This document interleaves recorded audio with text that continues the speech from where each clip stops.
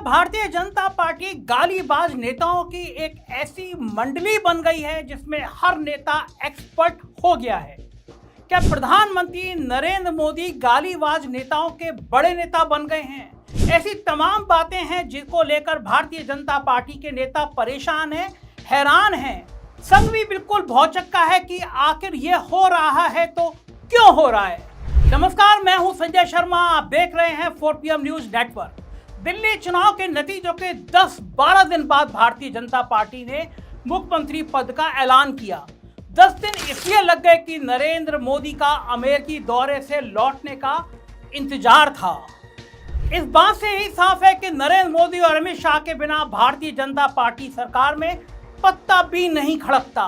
केवल केंद्र की राजनीति ही नहीं, चाहे किसी भी राज्य का चुनाव क्यों ना हो, मोदी जी ने साफ कर रखा है कि उनके कद से ज्यादा तो छोड़िए, वो भारतीय जनता पार्टी के किसी नेता को अपने राजनीतिक कद के बराबर भी नहीं होने देंगे। उदाहरण से समझाता हूं। 2023 में मध्य प्रदेश के मुख्यमंत्री शिवराज सिंह चौहान ने भारतीय जनता पार्टी के किसी भी नेता से ज्यादा समय तक मुख्यमंत्री बनने का रिकॉर्ड बनाया था। दिसंबर 2023 में फिर से चुनाव जीता और रिकॉर्ड 5वीं बार मुख्यमंत्री बनने के लिए तैयार थे, लेकिन मोदी और शाह की जोड़ी ने खेल कर दिया। अचानक मोहन यादव को चीफ मिनिस्टर डिक्लेयर कर दिया गया। आप सब जानते हैं, शिवराज के राजनीतिक कद के आगे मोहन यादव कहीं नहीं टिकते थे और शायद इसलिए मुख्यमंत्री बना भी दिए गए ताकि मोदी जी के वर्चस्व को कोई चुनौती ना दे सके। फिर यही हाल राजस्थान में हुआ। वसुंधरा राजे के नेतृत्व में भाजपा ने सत्ता का बड़ा उलटफेर किया और वसुंधरा तीसरी बार मुख्यमंत्री बनने के लिए तैयार हो गई थी। अगर बन जाती तो आडवाणी अटल काल की ये दबंग नेता मोदी के नेतृत्व के लिए चुनौती हो सकती थी। इसलिए न सिर्फ उनका पत्ता काट दिया गया, साथ ही ये बड़ी बेदर्दी से हुआ और वसुंधरा को कुछ समझ में नहीं आया। आखिरी समय पर राजनाथ सिंह ने भरी मीडिया के आगे वसुंधरा राजे को पर्ची थमा दी, जिसमें अगले मुख्यमंत्री का नाम लिखा था। वसुंधरा राजे का चेहरा देखने लायक था, आप भी देखिए।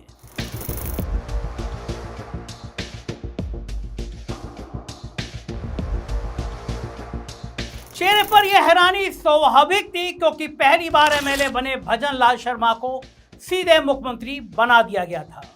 मोहन यादव की तरह भजन लाल शर्मा की भी एक ही योग्यता थी, कम राजनीतिक कद का ऐसा व्यक्ति जो मोदी को चुनौती ना दे सके। और अब यही खेल दिल्ली में हुआ। मुख्यमंत्री पद की दौड़ में केजरीवाल को हराने वाले प्रवेश वर्मा के साथ सबसे सीनियर विधायक विजेंद्र गुप्ता और भाजपा अध्यक्ष सतीश उपाध्याय के नाम की चर्चा थी, लेकिन पहली बार विधायक बनी रेखा गुप्ता को सीधा मुख्यमंत्री बना दिया गया। ये कहीं भी रेस में नहीं थी, लेकिन भाजपा के गलियारों में अब एक बात आम हो चली है।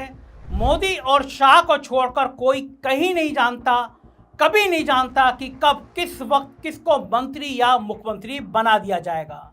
दिल्ली देश की राजधानी है, यहाँ का मुख्यमंत्री पूरे भारत देश में अपनी एक खास पहचान बना लेता है। इसलिए मोदी जी की दूरदर्शिता देखिए कि कमान ऐसे नेता को दी गई जो इनके आदेश की सीमा से कभी बाहर ही ना जा सके। साथ ही मोदी राज में मंत्री बनने के लिए एक और योग्यता का होना आवश्यक है। जो मोदी को लुभाना चाहता है, उसके अंदर भाषा की गर्मा केवल मोदी जी की चरण वंदना के लिए सीमित होनी चाहिए। इसके अलावा जो नेता जितनी गाली देंगे, जितना गलत बर्ताव करेंगे, जितनी अभद्र भाषा का प्रयोग करेंगे, वो उतनी ही तेजी से सत्ता के गलियारों में पहुंच जाएंगे।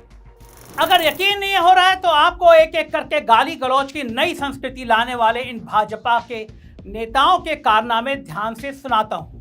शुरुआत करते हैं वर्तमान में हर तरफ चर्चा में रही मौजूद दिल्ली की नई मुख्यमंत्री रेखा गुप्ता से। वैसे तो 50 साल की रेखा जी का राजनीतिक जीवन छात्र राजनीति से शुरू हो गया था।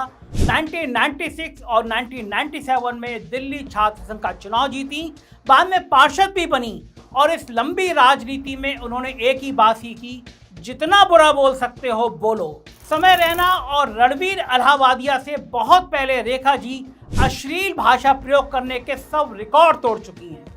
5 अक्टूबर 2016 को इन्होंने ट्वीट पर लिखा था कि केजरीवाल अपना जन्मदिन कभी नहीं मनाता। उन्होंने अपनी मां से घटना का वीडियो मांगा था जिसे वो दे नहीं सकी। शर्मनाक बयान था। रेखा गुप्ता की अमर्यादित भाषा का ये इकलौता उदाहरण नहीं है।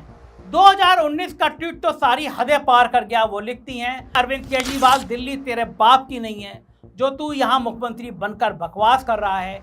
दिल्ली जनता की है और जनता ही तुझे तेरी माँ की कोख में वापस भिजवाएगी, कहीं ना कहीं का। तो देखा आपने, कितना आसान है। सिटिंग चीफ मिनिस्टर को माँ की गाली दीजिए और चमत्कार देखिए, इन्हीं गालियों के बल पर खुद चीफ मिनिस्टर बन जाइए।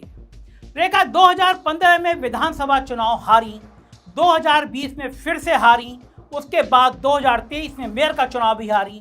लेकिन इनके पुराने अश्लील, भद्दे, गंदे ट्वीट्स की महिमा देखिए। पहली बार विधायक बनते ही सीधे मुख्यमंत्री बना दिया गया। मोदी हैं तो मुमकिन है। हालांकि रेखा गुप्ता जी की योग्यता सिर्फ गलत जबान चलाने तक सीमित नहीं है। राजनीतिक मर्यादा ताक पर रखकर हाथ पैर चलाने में भी ये पीछे नहीं रही हैं। ये वीडियो देखिए।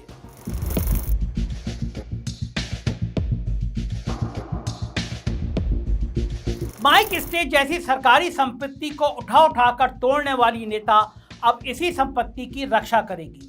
ये अद्भुत कारनामे मोदी जी के राज में ही हो सकते हैं। इसी तरह उलूल जुलूल हरकत करके पद पाने वाली रेखा गुप्ता अकेली नेता नहीं है। दिल्ली के मंत्रिमंडल में शामिल बाकी नेताओं के नाम पर भी गालियों और नफरत फैलाने के अपने अपने रिकॉर्ड हैं। पहले बात करते हैं उप मुख्यमंत्री प्रवेश वर्मा की। चुनाव के दौरान आम आदमी पार्टी कहते कहते थक गई कि प्रवेश वर्मा पैसे बांटकर वोट खरीद रहे हैं। चुनाव आयोग से शिकायत भी की, लेकिन मोदी राज में चुनाव आयोग भाजपा नेताओं के खिलाफ शिकायतें ऐसे सुनता है जैसे अमीर बूढ़े जमींदार के आगे कोई उसके इकलौते पोते की शिकायत करे। मतलब उल्हाना आने पर भी प्यार ही मिलेगा, वरना ऐसे कैसे हो सकता है कि ऑन कैमरा एडमिट करने के बाद भी प्रवेश वर्मा पर कोई एक्शन नहीं हुआ। सीधी सी बात है, जब आचार संहिता लगी हुई थी तो पैसे बांटने का सवाल ही नहीं उठता, लेकिन प्रवेश वर्मा का कॉन्फिडेंस है कि आप भी उन्हीं लोगों को जो पैसे दे रहे हैं, आप उनका वोटर कार्ड देख के फिर आप बेनिफिट्स दे रहे हैं। जैसे आतिशी ने कहा था, and I am quoting, the BJP is distributing money by checking their voter cards in New Delhi constituency. Women from various slums in New Delhi constituency were called and given 1100 in an envelope by Pravesh Verma. लेकिन मतलब कि जो ज़रूरतमंद है उसे नहीं, उनका voter card देखा जाता है कि आप अगर इस कॉन्स्टिट्यूएंसी से हैं तो प्रवेश वर्मा पैसे देते हैं आपको। देखिए, हमको सिखाया जाता है चैरिटी बिगिंस एट होम। तो मैं न्यू दिल्ली से लड़ रहा हूँ, तो मैं न्यू दिल्ली के लोगों को दे रहा हूँ, मेरी न्यू दिल्ली की माताओं बहनों को दे रहा हूँ। खुले तौर पर मान रहे हैं कि 1100 रुपए बांटे और गोदी मीडिया को देखिए कि कोई काउंटर क्वेश्चन ही नहीं पूछ रहा कि भाई चुनाव कैंपेनिंग में कैसे पैसा बांट सकते हो। प्रवेश वर्मा का ये आत्मविश्वास ऐसे ही नहीं बना है। इससे पहले बहुत बार नफरती बयान देने के बाद भी इन पर कभी कोई एक्शन नहीं लिया गया। 2016 में देखिए, हर मुसलमान को आतंकवादी बोल रहे थे। हम किसी वोट बैंक की चिंता नहीं करते। मुस्लिम हमें ना कभी वोट किया है ना कभी वोट करेगा, क्योंकि एक सिंपल सी बात है, देश में हर आतंकवादी मुस्लिम क्यों होता है और मुस्लिम बीजेपी को वोट क्यों नहीं देता है, एक सीधी सी बात है। इसलिए भारतीय जनता पार्टी एक राष्ट्रभक्त पार्टी है, इसलिए मुस्लिम उसको वोट नहीं करता है। और हम किसी भी समुदाय की चिंता नहीं, हम राम मंदिर बना के रहेंगे। इसके बाद सीएए एनआरसी के विरोध के दौरान भी ये चर्चा में आए। तब बोल दिया था कि शाहीन बाग वाले लोग आपकी माताओं और बहनों को उठाकर ले जाएंगे, रेप कर देंगे। वो आग कभी भी दिल्ली के घरों तक पहुंच सकती है, हमारे घर में पहुंच सकती है। ये दिल्ली वालों को सोच समझ के फैसला लेना पड़ेगा। ये लोग आपके घरों में घुसेंगे, आपकी बहन बेटियों को उठाएंगे, उनको रेप करेंगे, उनको मारेंगे। इस तरह की किसी भी धमकी का कोई भी सबूत इनके पास नहीं था, मगर रेप जैसे सेंसिटिव मुद्दे को बस नफरत और डर फैलाने के लिए इस्तेमाल कर देना इनकी मानसिकता दिखाता है। भाजपा के नफरती और गालीबाज नेताओं की लिस्ट में आगे बढ़ते हैं। कपिल मिश्रा भी दिल्ली में नए मंत्री बने हैं और कोई छोटे मोटे मंत्री नहीं बने हैं, उनको कानून मंत्री बनाया गया है। दिल्ली दंगों में जब कपिल मिश्रा का नाम आने के बाद भी दिल्ली पुलिस ने उन्हें मुजरिम नहीं बनाया, तो दिल्ली हाई कोर्ट ने साफ तौर पर कहा कि या तो पुलिस ने कपिल मिश्रा के खिलाफ जांच नहीं की या फिर उनके नाम का कवर अप कर दिया गया। उस वक्त के दिल्ली हाई कोर्ट के जज जस्टिस मुरलीधर ने यह बात भी वीडियो क्लिप देखकर की थी, आप भी देखिए। दिल्ली में आग लगी रहे ये यही चाहते हैं, इसीलिए इन्होंने रास्ते बंद किए, इसीलिए दंगे जैसा माहौल बना रहे हैं। हमारी तरफ से एक भी पत्थर नहीं चलाए। डीसीपी साहब हमारे सामने खड़े हैं। मैं आप सबके बिहाफ पे ये बात कह रहा हूँ, ट्रंप के जाने तक तो हम शांति से जा रहे हैं, लेकिन उसके बाद हम आपकी भी नहीं सुनेंगे अगर रास्ते खाली नहीं हुए तो। ठीक है। डीसीपी को साथ में खड़ा करके सीधे तौर पर कानून हाथ में लेने की बात कर रहे हैं, लेकिन हाई कोर्ट की टिप्पणी के बाद क्या हुआ? जिस ईमानदार जज ने दिल्ली पुलिस की भूमिका पर सवाल उठाया, उनका ही तबादला कर दिया गया। ऐसे माहौल में दिल्ली हाई कोर्ट के वर्तमान चीफ जस्टिस की एक टिप्पणी बहुत सटीक बैठती है। जस्टिस उपाध्याय ने हाल ही में कहा कि संविधान होना एक बात है और उसका पालन होना एक दूसरी बात। उन्होंने साफ साफ कहा कि हिटलर की तानाशाही सरकार के पास भी संविधान तो था, मगर संवैधानिक कुछ नहीं था। उसी तरह आज के दौर में जब नेताओं को गाली देने और नफरत फैलाने की पूरी आज़ादी मालूम होती है, तो सच में लगता है कि संविधान भी किसी धार्मिक किताब की तरह इस्तेमाल तो नहीं किया जा रहा है, बस पूजा जा रहा है। गालियां देने और नफरत फैलाने का ये आचरण जब किसी युवा या कम पढ़े लिखे व्यक्ति द्वारा किया जाए तो हम सोच सकते हैं कि आदमी भटका हुआ है, लेकिन जब सोच समझकर राजनीति की सीढ़ियां चढ़ने के लिए इस्तेमाल हो और इसका फायदा भी मिलता हुआ दिखे, तो सचमुच सिस्टम में भारी कमी लगती है। आज हिंदुत्व के पोस्टर बॉय बने हुए कपिल मिश्रा का राजनीतिक सफर आम आदमी पार्टी से शुरू हुआ। 2015 में केजरीवाल सरकार में मंत्री थे। उस वक्त मोदी को आईएसआई का एजेंट बुलाते थे, उनके चरित्र पर सवाल खड़े करते थे। जब 2018 में केजरीवाल सरकार से अनबन पर बाहर निकाले गए, तब भी कहा कभी भाजपा ज्वाइन नहीं करेंगे, लेकिन मात्र 2 साल के अंदर दिल्ली दंगों के दौरान बढ़ चढ़कर हिंदू मुसलमान को बांटने का राग गाया गया। और फिर देखिए, इस राग के गाने के अगले ही चुनाव में भाजपा से टिकट भी मिली और मंत्री भी बन गए। 2020 के दिल्ली दंगों से बिल्कुल पहले भाजपा के अनुराग सिंह ठाकुर का बयान भी बहुत चर्चित हुआ, जब खुले मंच से पहले हिंदू मुसलमान तनाव की बात की और नारे लगवाए, देश के गद्दारों को गोली मारो सालों को, गद्दारों को गोली मारो सालों को, देश के गद्दारों को। लेकिन वारी दिल्ली पुलिस को इस बयान में कुछ भी ऐसा नहीं लगा जिस पर कार्रवाई हो। दिल्ली हाई कोर्ट के जस्टिस मुरलीधर ने जब पुलिस की खिंचाई की तो उनका ही तबादला कर दिया गया। उसके बाद हाई कोर्ट ने भी पुलिस और अनुराग ठाकुर को क्लीन चिट दे दी, लेकिन मामला अभी सुप्रीम कोर्ट में लंबित है। सुप्रीम कोर्ट ने पुलिस के इस तर्क को खारिज कर दिया कि अनुराग ठाकुर पर एफआईआर करने से पहले परमिशन लिए जाने की जरूरत है। देखिए आगे क्या होता है, लेकिन अभी तक तो अनुराग ठाकुर की चारों उंगलियां घी में हैं। और जब ऐसे किसी बड़े नेता को राजनीतिक फायदा मिलता हुआ दिखता है, तो नए नेता भी उसी तर्ज पर आगे बढ़ना चाहते हैं, जिसका हालिया उदाहरण है रविंदर उर्फ रवि सिंह नेगी। यह हाल में इसलिए चर्चा में आए कि जब इन्होंने मोदी जी के पैर छूने की कोशिश की, तो मोदी अपनी विनम्रता दिखाने के लिए उल्टे रवि नेगी के पैरों में झुक गए। देखिए। मगर यहाँ जरूरी बात यह है कि रवि नेगी केवल कुछ वक्त पहले तक केवल एक पार्षद थे। एक पार्षद को प्रधानमंत्री के साथ स्टेज शेयर करने का मौका कैसे मिला, उसकी खास वजह है रवि नेगी का मुसलमान विरोधी अभियान।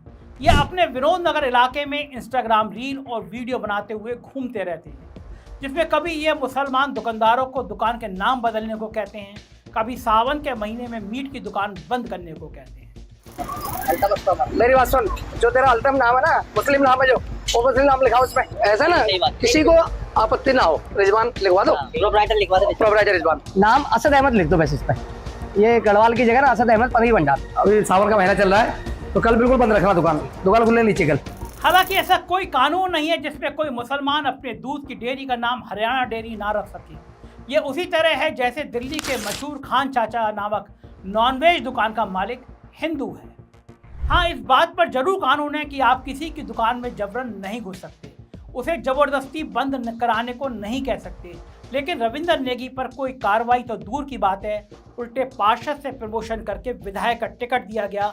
आम आदमी के पढ़े लिखे कैंडिडेट अवध ओझा को रविंदर नेगी ने पटपड़गंज से हरा दिया। सोचिए, एक तरफ आईएएस की कोचिंग देने वाला अध्यापक और दूसरी तरफ अपने ही देश में हिंदू मुसलमान को बांटने वाला इंसान, और कितनी आसानी से नफरत पढ़ाई लिखाई के ऊपर हावी हो चली। गाली गलौज और नफरत का यह माहौल जो नेता फैला रहे हैं, इसे खत्म करने की जिम्मेदारी हम आप जैसे वोटरों पर भी है। आप अगर ये सोच रहे हैं कि हम तो हिंदू हैं और हमारी रक्षा के लिए मुसलमानों को गाली दी जा रही है और ये अच्छी बात है, तो आप बिल्कुल गलत हैं। सवाल ये नहीं है कि किसे गाली दी जा रही है, सवाल ये है कि ऐसा इंसान जो गाली देता है, गलत भाषा का प्रयोग करता है, क्या वो किसी को भी अपना नेता मान सकता है? क्या वो किसी का भी नेता हो सकता है? जी नहीं, क्योंकि आज वो हिंदू को खुश करने के लिए मुसलमान को गाली देगा, कल ऊंची जाति को खुश करने के लिए दलित को गाली देगा और परसों मर्दों को खुश करने के लिए औरत को गाली देगा, क्योंकि उसको बस सिर्फ गाली देना आता है। क्या कानून को ना मानने वाला कभी भी कानून का रखवाला बन सकता है? जी नहीं, वो बस अपने फायदे के लिए कानून को तोड़ मरोड़ सकता है। हर वो नेता जो आपके भले की बात किसी के बुरे में दिखाए, वो आपका भी दुश्मन है। आपके बच्चों को अच्छी शिक्षा के लिए अच्छे स्कूल की जरूरत है, किसी दूसरे धर्म के बच्चे का स्कूल छुड़वाने की नहीं। आपके मंदिर में बैठा भगवान आपकी प्रार्थना से खुश होता है, पड़ोस की मस्जिद बंद कराकर नहीं। आपकी गंगा मैया को इस बात से फर्क पड़ता है कि वो साफ है या नहीं, इस बात से फर्क नहीं पड़ता कि वो प्रयागराज में बह रही है या फिर इलाहाबाद में। इसलिए गाली और नफरत की राजनीति को नकार दीजिए, तभी हम अपने बच्चों के लिए एक प्यारा सा हिंदुस्तान छोड़कर जाएंगे। मुझे आपकी राय का इंतजार रहेगा। चैनल को सब्सक्राइब और ज्वाइन जरूर कीजिएगा। शुक्रिया, थैंक यू।